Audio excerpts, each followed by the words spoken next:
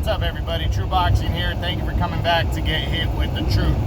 So today I want to discuss the what's next on Dmitry Bivol, the undefeated WBA light heavyweight super champion. He returned to action on Saturday, May 1st on a DAZN undercard when he took on Englishman Craig Richards. He dominated Richards from start to finish. Well over 12 rounds, just beat him up, beat him to the punch every time. Every time Richards would land anything significant, Bivol would come back with a strong combination and really look good. Again, just the lack of punching power, to finish his opponents. But Bivol is entertaining and dominant. And this was a nice way to come back and shake off some rust. He hadn't fought in over a year and a half, so it was a good way to do that. Now he's back, and the big question now is what's next for Dmitry Bivol. Well, we're going to run through the top 10, but right now the favorite is a showdown with Gilberto Ramirez, the undefeated former super middleweight champion. So we'll give you the details on that when we get to Ramirez in the top 10. Excuse me. Well, let's break it down right now about Ramirez. This is a fight that both fighters said they were interested in, but they both wanted to get tune-up bouts in. So this was Bivol's, and Ramirez is supposed to be coming back sometime in the next month or two, shake off some more rust, and then they're looking at a possible showdown later this year. So I'm hoping that's the case for both these guys because I really want to see this fight. I think it's a good matchup right there. So let's run through the top 10 though and see what else could be possible if the Ramirez fight doesn't happen. We start with I have Bivol number 1. He's number 1 for me. Number 2 is the undefeated unified champ Artur Beterbiev. Now Beterbiev and Bivol are somewhat on a collision course if they get through these next couple fights. I think it's possible they could fight next, but I really think Beterbiev's going to go for a showdown with Joe Smith Jr. and Bivol's going to go with the showdown against Gilberto Ramirez, and then these two could lock horns hopefully early next year for the undisputed light heavyweight championship, which would be huge. And I actually hope that's what happens. So I think there's some chance it could happen next, but I think it's more likely to happen early next year.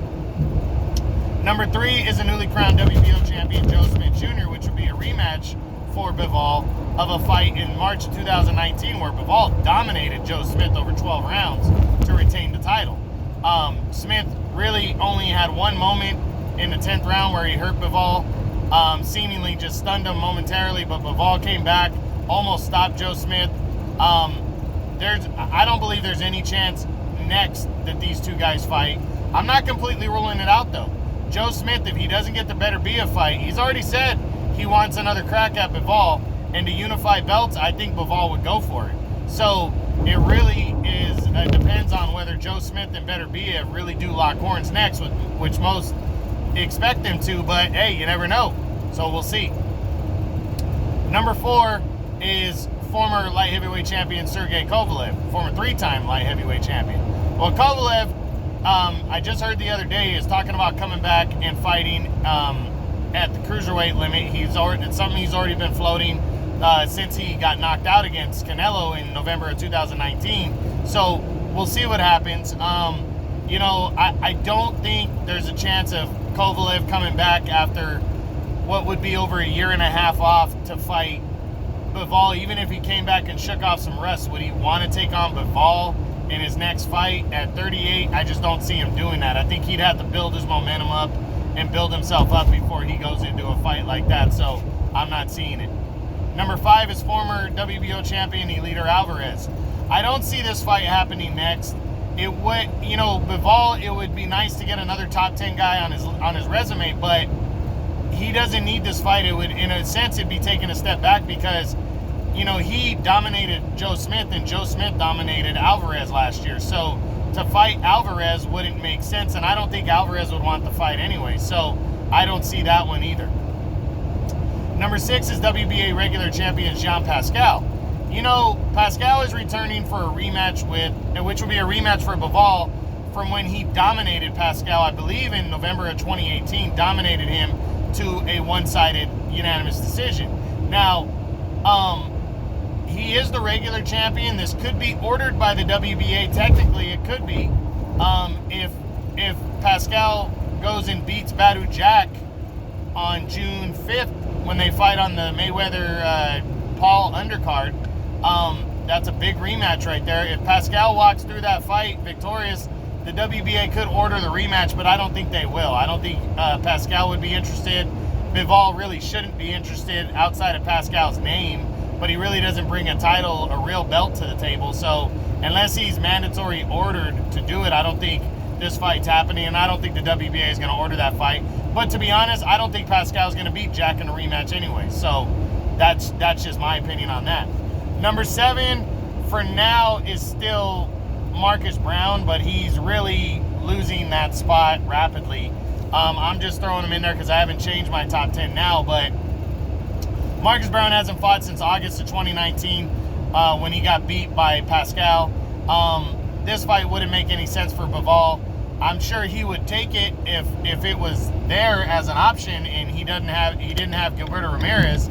But Marcus Brown, I don't think wants that smoke at all. This is too tough of a fight for him to come back or even have after a tune-up bout fight. And the PBC and DAZN, I don't think come together for it anyways.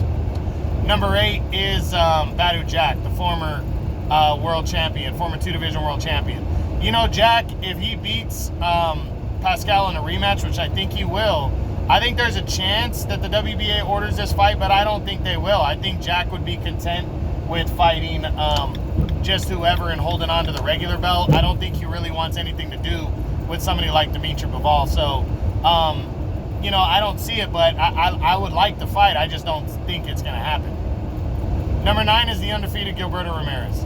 This fight, as we said, is the most logical and likely to happen as long as these two sides come together, but it shouldn't be a hard fight to make. Ramirez just signed with Golden Boy. They fight for DAZN. Eddie Hearn's with DAZN. It shouldn't be a hard fight to make, and it would main event a DAZN card. So, yeah, I think that's going to happen later on this year. Ramirez has to get another tune-up bout in, most likely, and then it would happen after that, but I do think it will happen. And then rounding out the top 10, you know, I know there's a couple guys that had nice wins.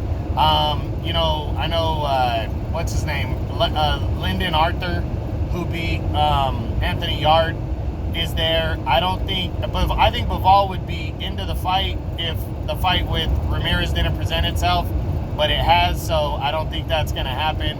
I know there's been a couple guys that have moved their way into the top 10, but off the top of my head, I'm not thinking of them right now, but all in all, I really do think Bivol is going to end up fighting Gilberto Ramirez next, almost for sure. And I think we're going to see that showdown as it builds towards an undisputed title fight, unifying all 4 belts. So I think that's the goal. That's what everybody's going to try to get accomplished. Beterbiev and Joe Smith will fight on their side, and Bivol and Ramirez will fight on their side.